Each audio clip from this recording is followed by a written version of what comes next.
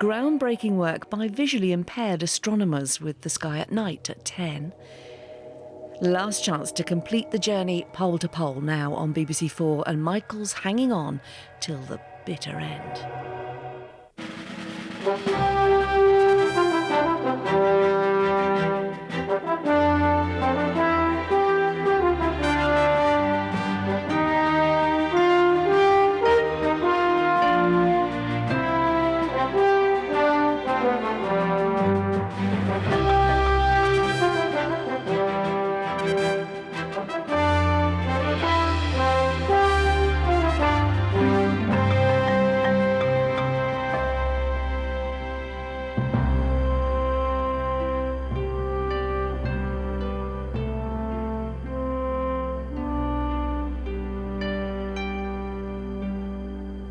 Our plan to reach Antarctica by ship from Cape Town has failed.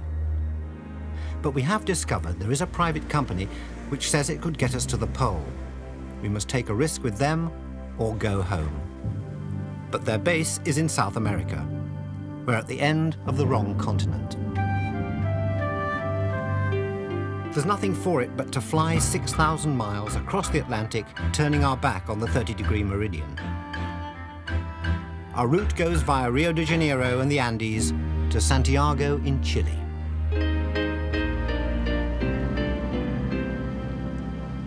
The Virgin is closed when I arrive in Santiago, but the view from the plinth is well worth the walk. In this well-ordered capital at the foot of the Andes, a celebration is underway. The band of the Palace Guards strikes up a rousing and oddly familiar refrain.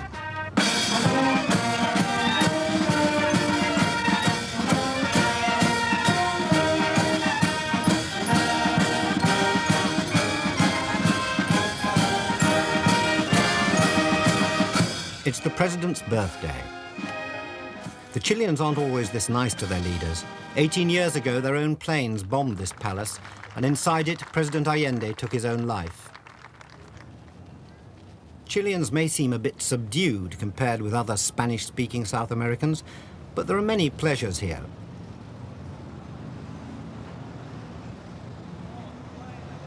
I meet our local guide, Patricio, for lunch at one of the world's most elegant fish markets.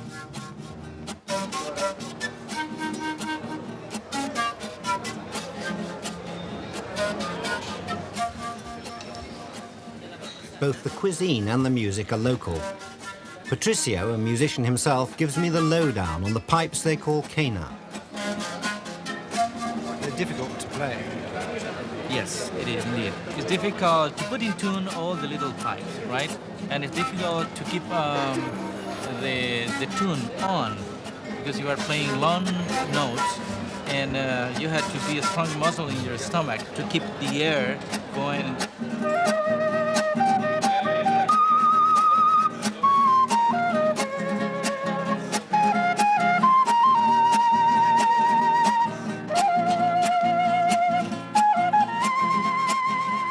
General Pinochet, who got rid of President Allende, tried to ban these instruments as being too representative of the left. He had more success with human beings. 2,000 of those he arrested are still missing.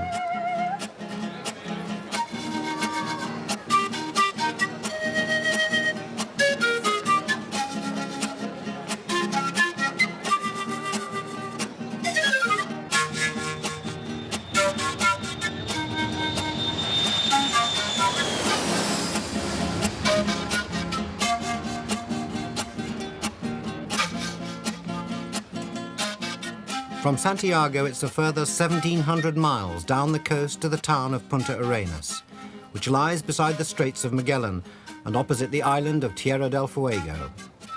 It grew up as the safest harbour for ships making the perilous journey round Cape Horn. From its airport, Adventure Network flies the only commercial plane into Antarctica. Well, we've made it. We crossed continents. We're now at the tip of South America, and we're here on the appointed day for our departure from Punta Arenas. The plane's behind us. But the weather conditions round here are apparently unlike anywhere else on Earth, and the final decision as to whether we go today or not rests with the pilot and the weather station here at Punta Arenas Airport. The pilot is a Canadian, Bruce Alcorn. His plane cannot put down for long in the intense cold of Antarctica. He can only fly out when he knows he can get back. He's looking for 18 hours of continuous good weather. There seem to be a lot of low-pressure areas on this map. Is that common in Antarctica? It's a phenomena of the South Polar regions. And back here a few pages, a few days ago, is a classic example. I don't know if you can see it here, but just in the area out here, we have 2, 3, 4, 5 low-pressure areas in an area that normally would only maybe have 1 or 2 maximum other parts of the world. So we're not going today? We're definitely not going today. When will you know enough? When will you make your decision about tomorrow? At 7:30 tomorrow morning. We have a schedule at 7 o'clock in the morning with Patriot Hills to get their actual weather. And I'll come over here at about 7:15, see what the weatherman thinks and look at the satellite again. Based on that, we'll make a decision by 7:30. What do you estimate the chances at the moment? 50-50 at this time. If you're a gambler, I'll give you a little better odds. Whilst the DC-6 waits for the weather, I find out more about Adventure Network from the local manager, Anne Kershaw. Have you ever had to abandon an expedition altogether? Once in the early years, I think 1985, people had planned a sort of 3-week trip, and after 2.5 weeks of being in Punta Arenas with bad weather, we decided to abandon it. The only remotely encouraging piece of advice I'm given is to go to the main square and visit the statue of Ferdinand Magellan, who led the world's first circumnavigation. If I want to be sure of returning safely from my journey, I must kiss the Indian's foot.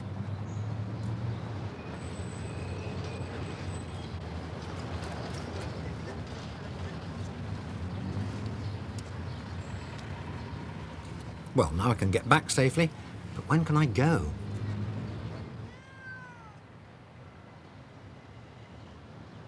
Patriot Hills, Romeo Bravo. Okay, I checked. 10 Zulu weather is 15,000 scattered, 20,000 broken. If you want to know the conditions in Antarctica, you must call up someone already there. There's no high-tech weather satellite, just the radio. Okay, copy all. Bruce's plan as of this moment is to fly. The DC-6 will fly. Planning wheels off, 11 local. How copy? This is the news we've been waiting for. Back at the airfield, the engineers can start putting the plane together. Bruce's DC-6 was first put together in 1953. In aviation terms, it's a geriatric, taking on one of the most demanding journeys in the world. I've taken some risks to get this far, but none have made me quite so nervous. Well, as you can see, we're here.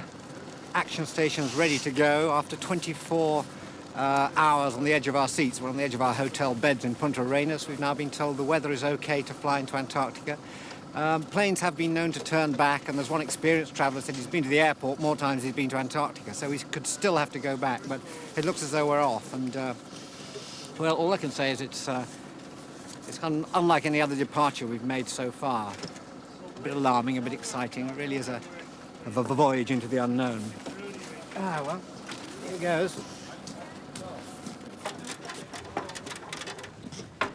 The adventure starts right away. Just climbing aboard is a minor feat of mountaineering. And on this airline, you have to be your own baggage handler. When all is loaded, the pilot himself shuts the door for us. All part of the service, and is the only one who knows how to do it. Half the cabin is for freight, half for passengers. There are 25 of us today. Climbing out of here, I expect it to be a little bit rough. Be some turbulence over the mountains before we get over Drake Passage. The weather is generally good all the way. It's clear at Patriot Hills. And the landing at Patriot Hills is different if you haven't experienced it before. The ice is a little rough. The airplane wiggles around a little bit. Lots of noise from the engines. It's quite normal.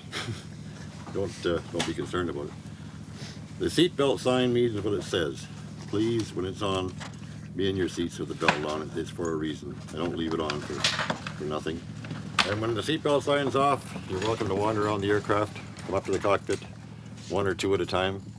If you're using a flash camera up there, please warn me first. It kind of startles the hell out of me when it goes off behind my head. And Willie and Rob will give you the rest of the evacuation stuff. And we'll see you in Patriot Hill. It'll be about 7 hours and 40 minutes, I anticipate.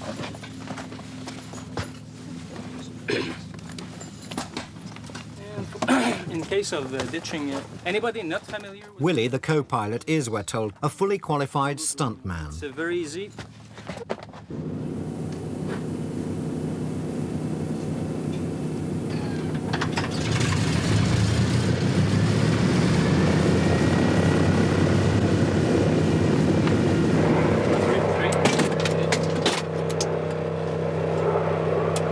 Here's number 3.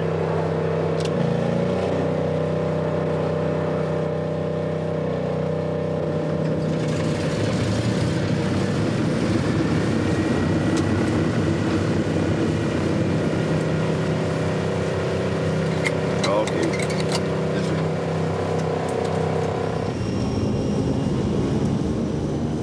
As Bruce finally nurses us along the runway, I'm seized by an uncontrollable reluctance to part with the surface of Chile.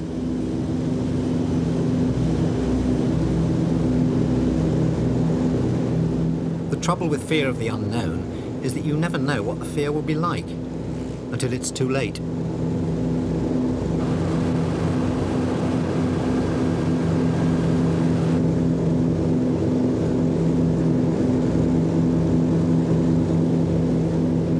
Once clear of South America, we have a 1,500-mile journey to Adventure Network's base at Patriot Hills, Antarctica, which in turn is 600 miles from the South Pole.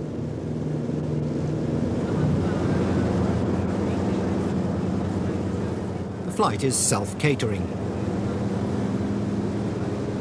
It's quite liberating not to have to wait for trolleys and plastic trays.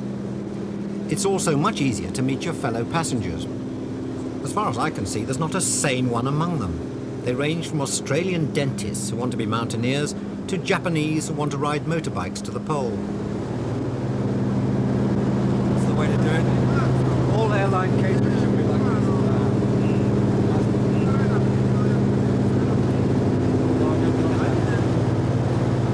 I pressed one once and it exploded. So I don't touch them anymore.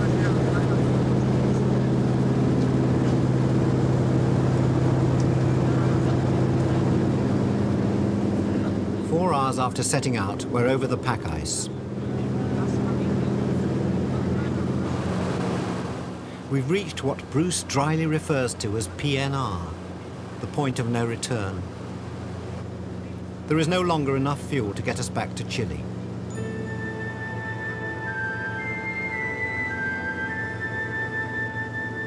No one says anything, but the mood in the plane changes. Public jollity turns to private contemplation.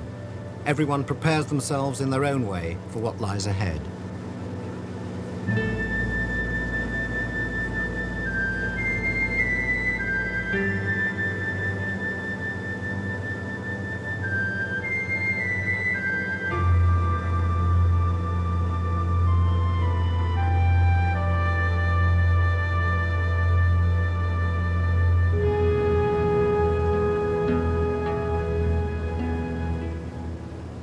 There are no in-flight movies to break the mood, just in-flight maps. Rob, we've been going about 5.5 hours. Where are we now? All right, Michael, we've come from Chile over here. Our approximate track is the inked-in line. We're now south of the Antarctic Circle. We've come past the, you saw the icebergs that were calved off of these, these ice shelves here. Was that real coast we've flown over yet, or was that just ice shelf? That's ice shelf extended from this island area on the west of Alexander Island. We're now coming up into the Ronnie entrance area, and we'll be coming over this coast shortly, and then on to Mount Rex and over the mainland proper. Yeah.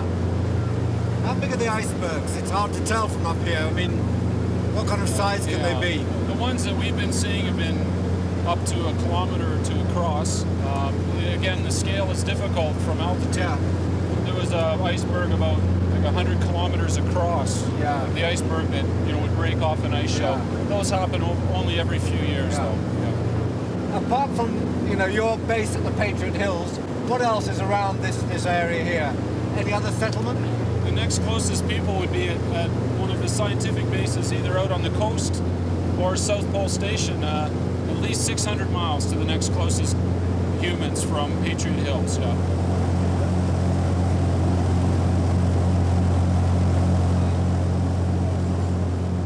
We have arrived at the emptiest continent on Earth. No one lives here. An area 1.5 times that of the USA is temporary home to some 3,000 scientists. The mountaineers catch a distant glimpse of their goal, Mount Vinson, 16,000 feet, the highest point in Antarctica. But the collective pulse really starts to quicken when the Patriot Hills rise toward us.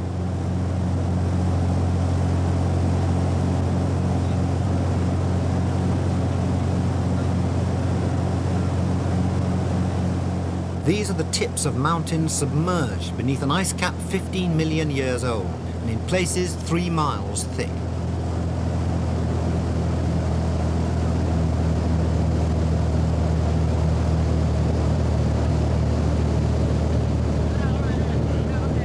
For Bruce, this is the most testing moment. He must put down a 4-engined fixed-wheel aircraft on blue ice without using brakes.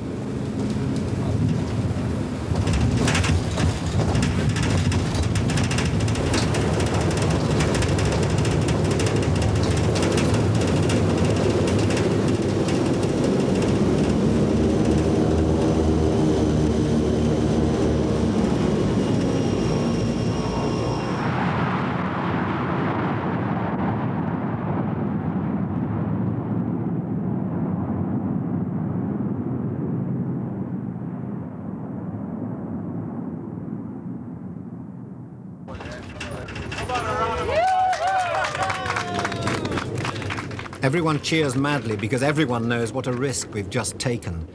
If anything had gone wrong, there are no emergency vehicles of any kind to help us here.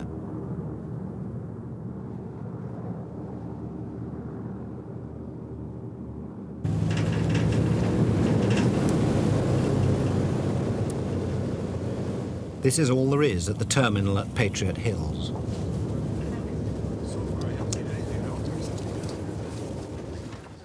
The plane must be turned round fast. If the engines are stopped for more than 2 hours, they will freeze up. There's no time for a personal welcome or a helping hand onto a new, unslippery continent.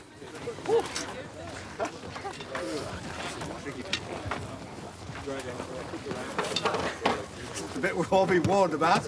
I know why. Jesus. Absolutely. Plate glass. Too late to go back. Whew. Oh, Bruce. Hey, Joel, what are you doing? The arrival of Bruce's plane is the major event at Patriot Hills. Everything needed to sustain life here comes in and goes out on the DC-6.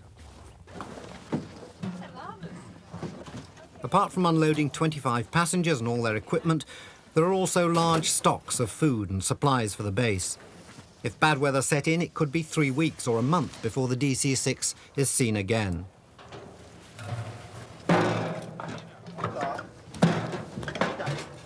All the fuel has to be flown out here and the empty drums taken back. It makes it as expensive as Scotch whisky.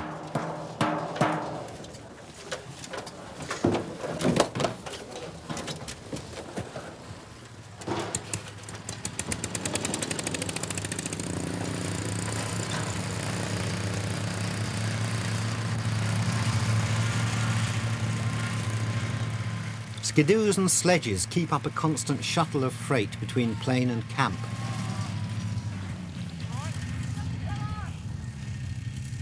The rest of us, the human freight, walk. Conditions are good today. It's high summer and the temperature has soared to -6 centigrade.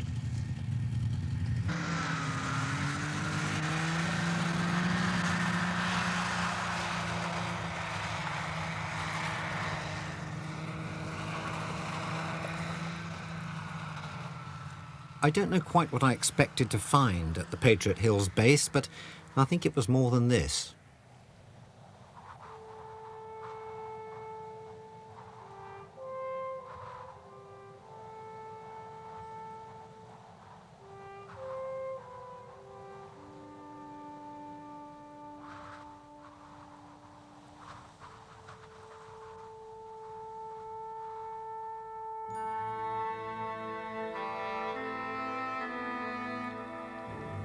Next morning, after a calm night of unbroken sunshine, I take my first faltering steps in the art of Antarctic survival.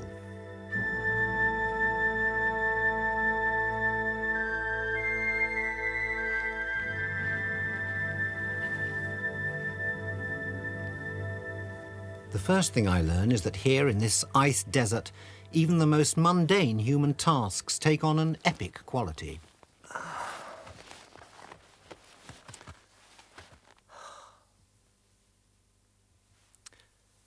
That is the most extraordinary view from any lavatory anywhere in the world. I mean, it's just amazing. I'm probably the only person sitting on the toilet for the next 1,000 miles.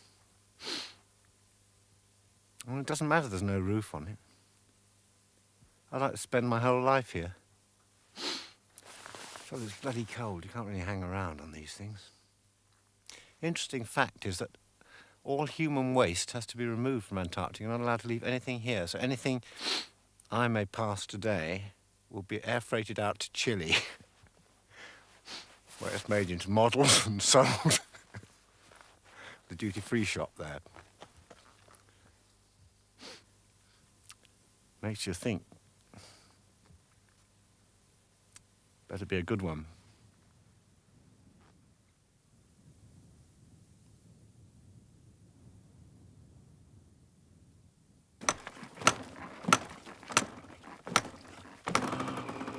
The Patriot Hills base is a unique gateway, distributing adventurers to every part of Antarctica. Shinji Kazama from Japan hopes to be the first person to reach the South Pole by motorbike.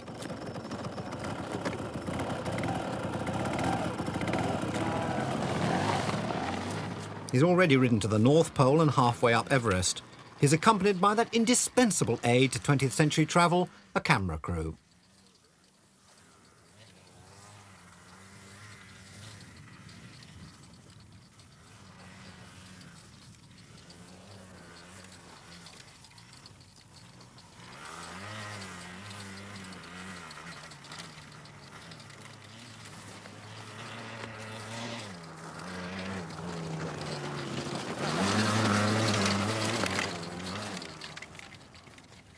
While Kazama tests the snow surface, the doctors, dentists and accountants of Australia and New Zealand prepare to be airlifted out to Mount Vinson. One of their leaders is Peter Hillary, son of Sir Edmund Hillary, one of the first 2 men to climb Everest. But just the actual logistics of an expedition like this, I mean, like catering. Give us a day's menu, what it might be like. Oh, it's a sumptuous variety of porridge in the morning and crackers for lunch and rice for dinner. I mean, doesn't that really sound a cordon bleu meal? How do you get people to sign up for this expedition? Well, I haven't told them about the menu yet. Can I just ask on a personal level, you come from a illustrious sort of climbing background. Your father was the first man up Everest. What was it like when you were young? Were you given any option but to become interested in climbing, or? Well, I think if anything, Dad really almost discouraged us from going to the mountains, certainly to climb. We went there skiing and things like that. So he really didn't particularly want any of his children to get into mountaineering. But I guess it's like, say, if you're brought up in a cricket family, you have a famous cricketer popping around every so often and asks the young myself, Peter, if he wants to go and sort of throw a ball around in the backyard, and it's a very infectious situation. You weren't given crampons in your Christmas stocking at the age of 3, or No, but I soon located where Dad kept all his, so I had no problem with equipment. While the climbers board their plane, those of us left behind are served the sort of meal which Peter Hillary's party won't see for at least 2 weeks. Spaghetti! Over a glass of Chilean wine, we compare our crazy schemes. What is so special about the bike that you're using? What's different about it? What's different from normal one? Yeah. どんなものが違う? No pollution? No pollution. No noise? Why is there no pollution? If you've got an engine, surely the exhaust must... Like those, yeah, special things is on it. No, they are low. Low pollution, Yeah. low noise. Low noise. And what else? Wide tire and white color. White colour, so then no one will be able to see you against the snow. You'll disappear. A non-serious question. You've been to the North Pole and the South Pole, and you've even driven your bike up Everest. What is there left to do next? 次に残されてるものは、何? 次に残されてるものは、Yes, I have. Moon. Moon. You're going to motorcycle to the moon. Yes. You're going to have to go very fast to get the leap off there. By 6. Jump. Looking round the table, you can tell the regulars from the visitors. The regulars have given up shaving. First time is that. Antarctica. Yeah.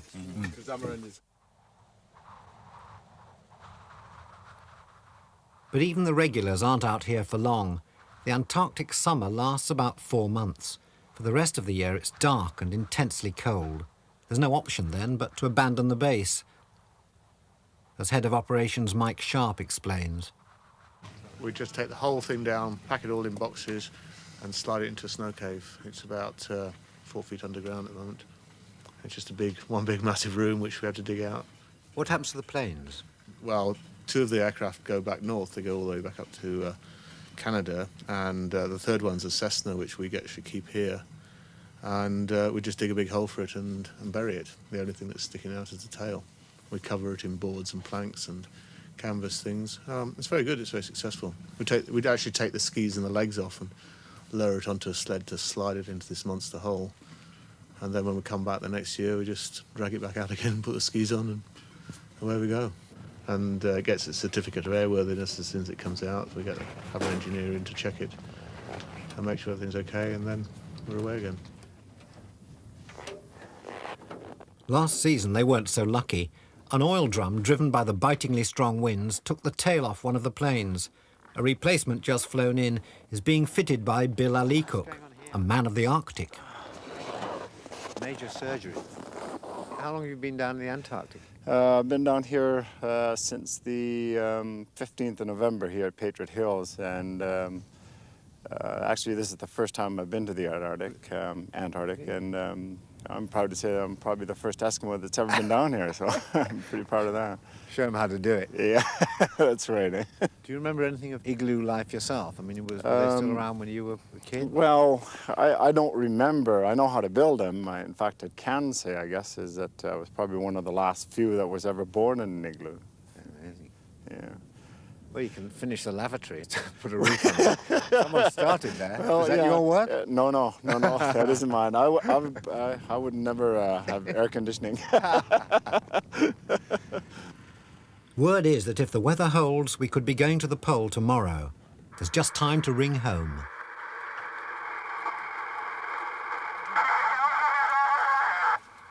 Okay. Hello, Helen. Can you hear me?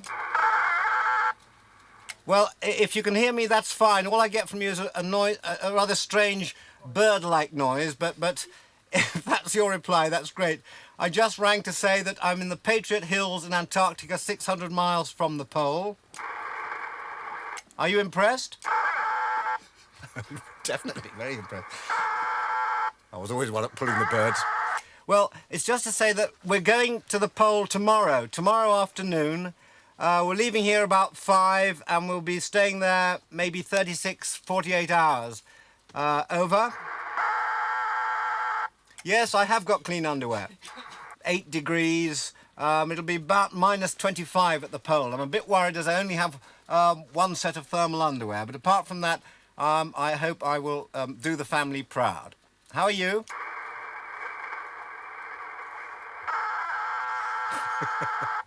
Are you? Well, I think you should try using the other one.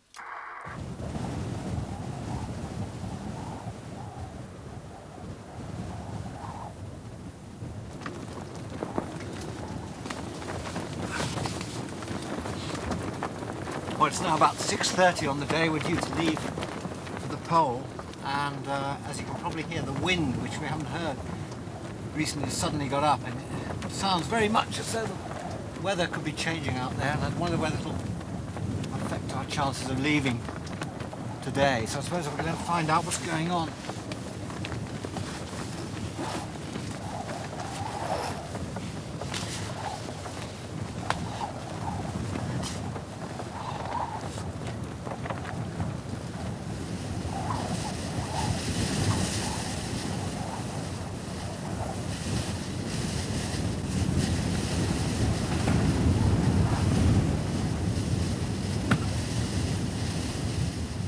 With the wind comes a vicious drop in temperature.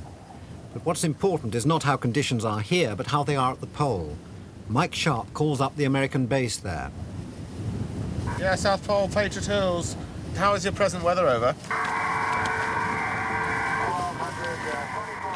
It may sound like Marconi's first broadcast, but this is a voice from the pole itself. I just pray that whatever he's saying, it's good news. It is. High pressure over the pole, and as the wind suddenly drops, there's nothing more to keep us here. First to take advantage of the improvement is Kazama, with a message he hopes to nail to the pole, though he doesn't quite know what it says. I can read it. His backup team works almost casually. They could be planning a trip to the supermarket instead of a month on the ice.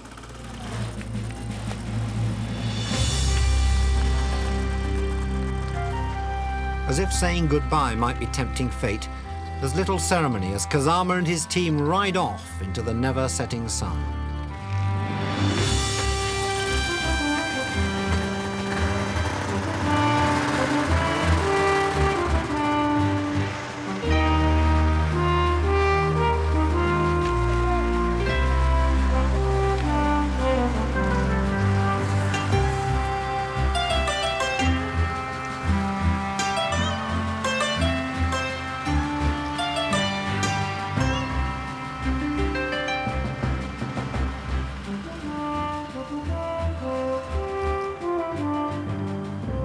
Their departure makes my feet even itchier, but it's late in the afternoon before our turn comes to load up. This tiny plane will be carrying 7 people, fuel drums and survival equipment. It's a single-engined Otter of 1950s design, and this is the single engine that will take us to the pole. I seek a little reassurance from our pilot, Dan Baldwin. Well, Dan, we're in your hands now. Have you a message of hope for us? Oh, yes, the weather looks good towards the pole. Shouldn't have any problem. Got a little wind there, blowing snow, but otherwise, looks like it's going to be a good trip. Have you been to the pole often? Never been there. You've never been there? No. Ah. So it's a first for both of us. You know the way? I'm from the north. I'm not from down south here.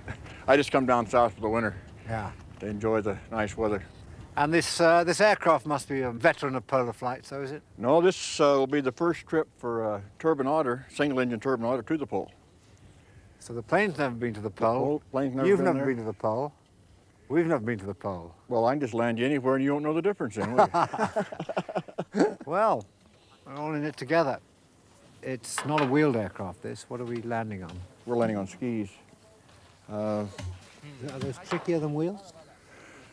No, not so much. Just whether it would be wheel skis or floats, they're all a little different, but there's not much difference in landing.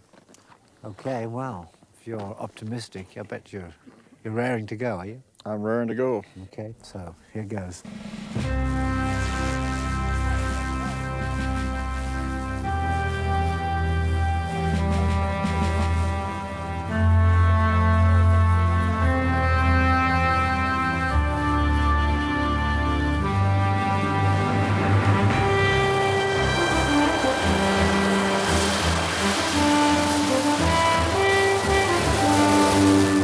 So this is it, the last leg. I ought to feel confident, elated even, but I know from the Arctic that at the extremes of the Earth, happy endings can never be taken for granted.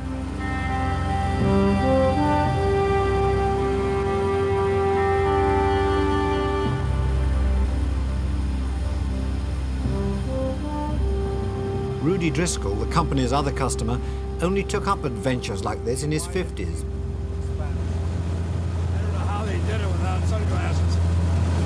Now the base reached mountain range and the blue ice field, like a sort of little lake attached at the bottom of the mountain. Would you rather be doing it on skis, Rudy? No, frankly, I think this is a bit nicer. I wouldn't even like to cross that on a motorcycle. It's just such an expanse of white. I mean, I can't imagine how you could do it without getting totally disoriented. Yeah. No real landmarks around except for an occasional mountain. It makes you think how resourceful the early explorers were when they didn't really have navigation satellites or anything like that, electronics, radios. They found their way across that sea of emptiness. At the heart of Antarctica is a polar plateau with an average height of 10,000 feet and an average annual temperature of minus 50 centigrade.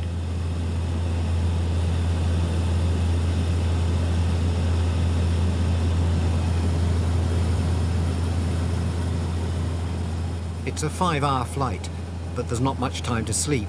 Halfway through, we must stop and refuel. First, we have to find the fuel. A chart gives a rough position, but the precise location is marked by a bamboo pole. Dan has never been here before, nor has his co-pilot Scott, who, it turns out, is not a pilot at all, but a doctor.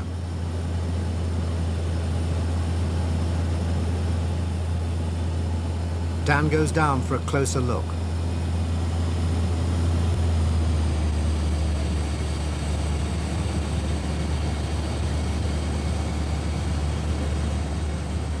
No one seems to mention what happens if we don't find it.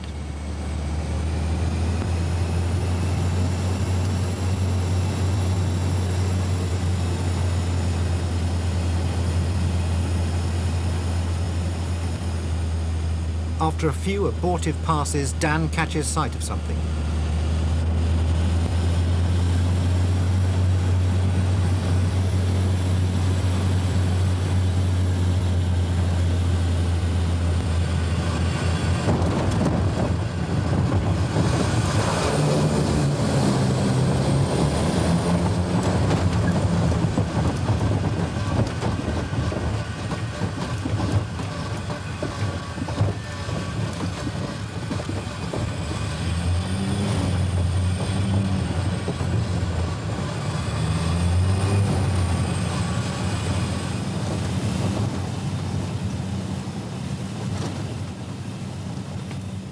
We've put down at a remote spot called King's Peak. No sooner have we squeezed ourselves off the plane than we're put to work erecting a tent. Thanks, Michael. Scott the doctor supervises Rudy and myself. It is bitterly cold. The main thing here is to hang on to anything that might blow, because it'll be a long walk to Patriot Hill to get it. Those back home does it automatically. Yeah. Return to sender. It's difficult to grip anything with these mittens on, isn't it? I'm just going to pin out one corner.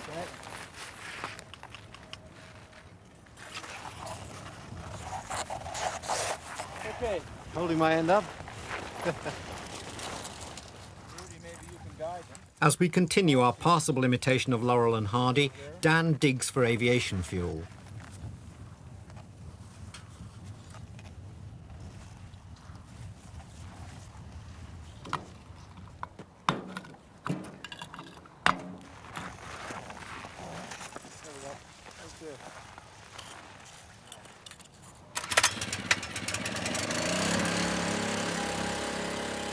The pump works and the Otter's tank fills with what we hope will be enough to see us to the pole.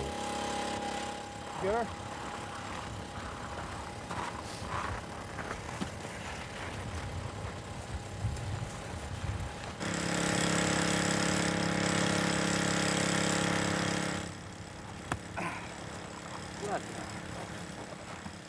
What seems like several hours later, we have the tent up.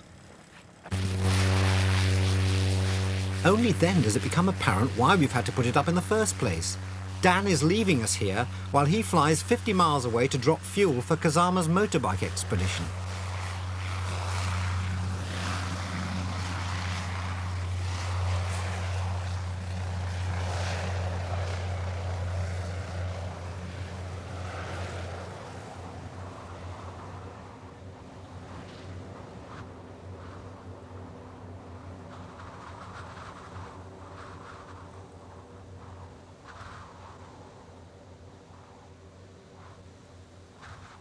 Watching him disappear over the mountain fills me with foreboding.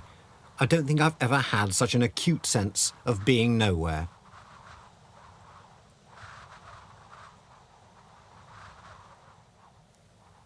In our nylon igloo, Scott tries to cheer us up with tales of savage weather and people being trapped for days.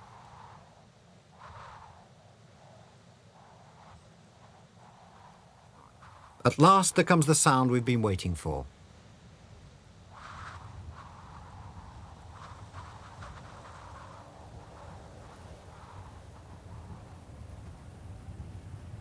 Watching Dan approach is one of the most comforting sights I've seen. Watching him land is one of the most terrifying.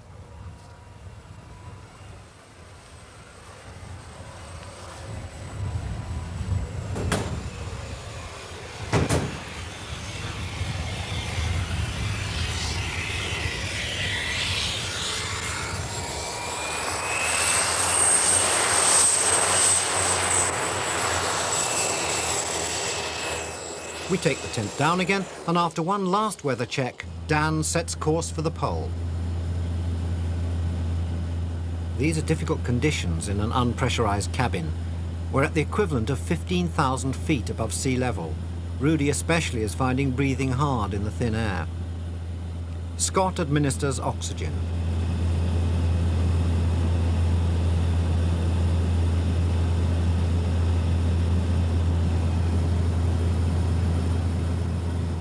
Slowly and uncomfortably, we draw nearer to the pole.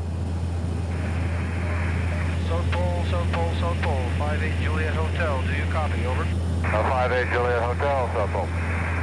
Roger. We're about 15 minutes out inbound. How's your weather holding? I have a couple of pieces of information for you. When you land on the skiway, you'll see a number 9 marker and recommends to pull off well off the runway and park the plane there. How copy? Yeah, you're coming in 5 square there.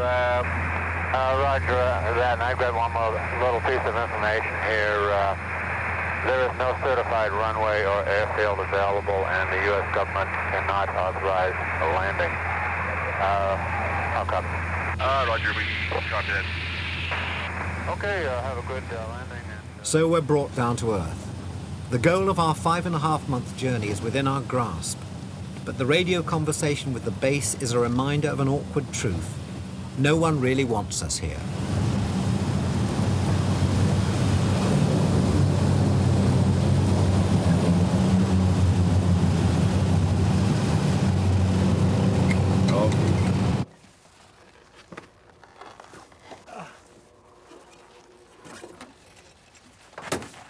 Well, here it is. We've landed at the South Pole, or at least tantalizing close. The only thing is I don't quite know where the pole is. So I'd better go and ask.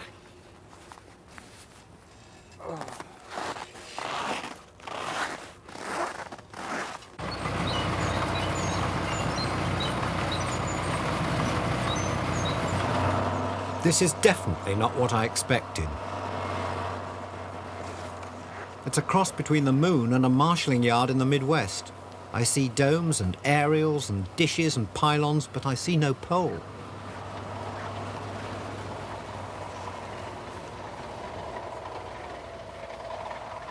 How ironic it is that at the center of the world's most unspoilt wilderness, the needs of science have created a building site.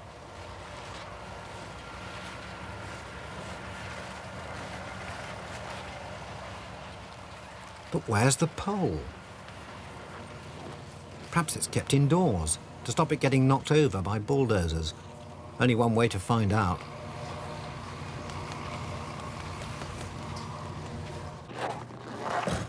This is the heart of the Amundsen Scott South Pole Station, established by the Americans 35 years ago.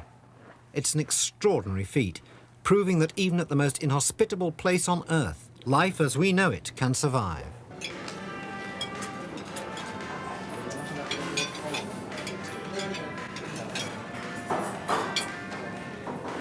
Outside, the temperature is 30 below. In here, they can wear Bermuda shorts and eat chili and blueberry pie.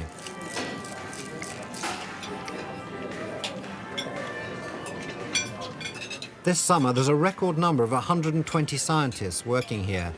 One of them must know where the pole is.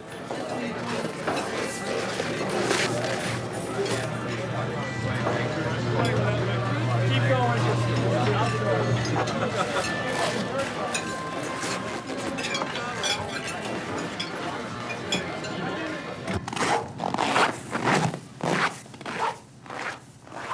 Well, now I know where it is, but not which one it is. Surely this can't be it, all gaudy like a fairground attraction. Thankfully not. This is what they call the ceremonial pole. Politicians who get this far like to be photographed here. It's also the end of our harebrained migration from north to south. I think the omens are telling us to stop. Just a while ago, the camera packed up because of the cold, and as you can tell, I'm beginning to pack up because of the cold too. It's minus 30 degrees centigrade here. With wind chill, that's about minus 50. We're also at an elevation of 9,000 feet, so there's altitude sickness to combat.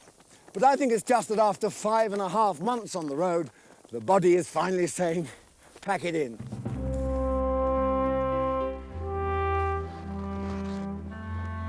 When I was a boy in Sheffield, I dreamed of coming here, like my heroes Scott and Amundsen. Now I am here, I want to celebrate. But it's not that easy. The US government doesn't encourage hospitality. While the scientists snuggle under warm blankets, we spend a bitter night, 4 to a tent.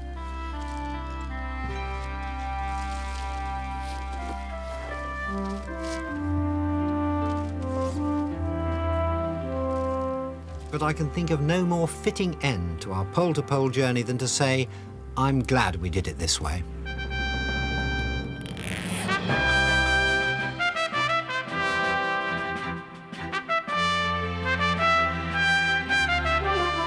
Reliving the best of hilarious, groundbreaking escapades, Michael Palin's Travels of a Lifetime, streaming now on BBC iPlayer. In 10 minutes, the sky at night explores beyond the visible, dramatically changing our knowledge of the universe.